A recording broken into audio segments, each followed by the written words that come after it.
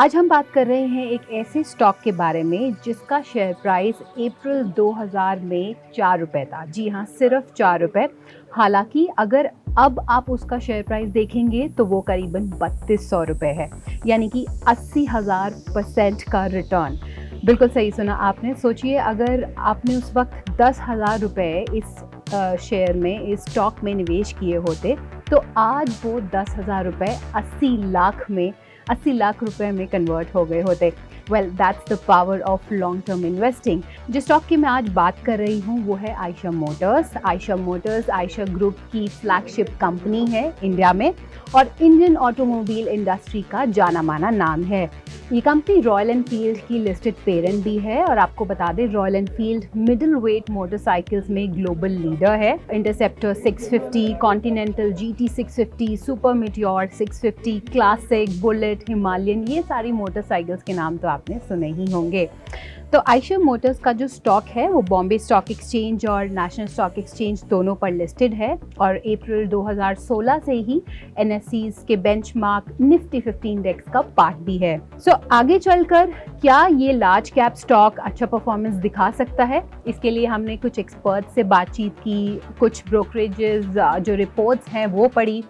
तो सारी जो तमाम ब्रोकरेज फर्म्स हैं वो इस पर्टिकुलर स्टॉक पर बुलिश नज़र आ रही हैं। जैसे कि देखिए, MK global financial services, Prabhudas Lilladher और JM फाइनेंशियल इंस्टीट्यूशन सिक्योरिटीज़, ये वो ऐसी तमाम ब्रोकरेजेस फर्म्स हैं जो इस पर्टिकुलर स्टॉक पर बुलिश नज़र आ रही हैं। टारगेट प्राइस की बात करें तो देखिए, MK ग्लोबल का जो टारगेट प्राइस है वो है 4,060 रुपये का। प्रभुदास लीलाधर की टारगेट प्राइस की बात करें तो वो है 4,120 रुपये।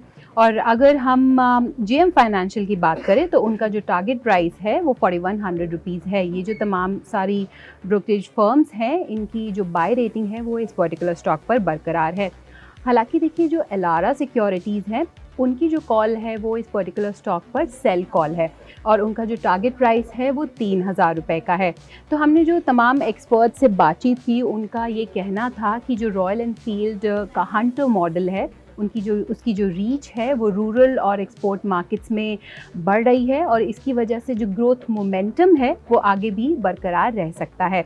उनका ये भी मानना है कि जो इंटरनेशनल मार्केट्स में मार्केट शेयर है वो बढ़ रहा है और कंपनी का डिस्ट्रीब्यूशन नेटवर्क भी एक्सपैंड हो रहा है, तो इसलिए जो डिमांड मोमेंटम है वो आगे चलकर भी बरकरार रहने वाला है। पर देखिए, अगर हम फिर से एलारा सिक्योरिटीज़ की रिपोर्ट की बात करें तो उनका ये मानना है कि जो सस्टेन्ड मार्केट शेयर गेन है वो लिमिटेड ही रहने वाला है रॉयल एनफील्ड के लिए और इसी वजह से जो उनकी सेल रेटिंग है वो इस स्टॉक पर बरकरार रही है। तो देखना यही होगा कि आगे चलकर ये स्टॉक कैसा परफॉर्मेंस दिखाता है। अगर हम करंट शेयर प्राइस की बात करें तो स्टॉक अपने 52 वीक हाई से 17% लुढ़क चुका है और अपने 52 वीक लो से 39% से ज़्यादा रिकवर भी कर चुका है। तो फिलहाल इस पेशकश में बस इतना ही, पर ऐसे ही तमाम स्टॉक्स के बारे में जानने के लिए आप देखते रहिए बिजनेस टुडे बाजार। वीडियो पसंद आया तो हमें लाइक, कमेंट, शेयर और सब्सक्राइब जरूर करें।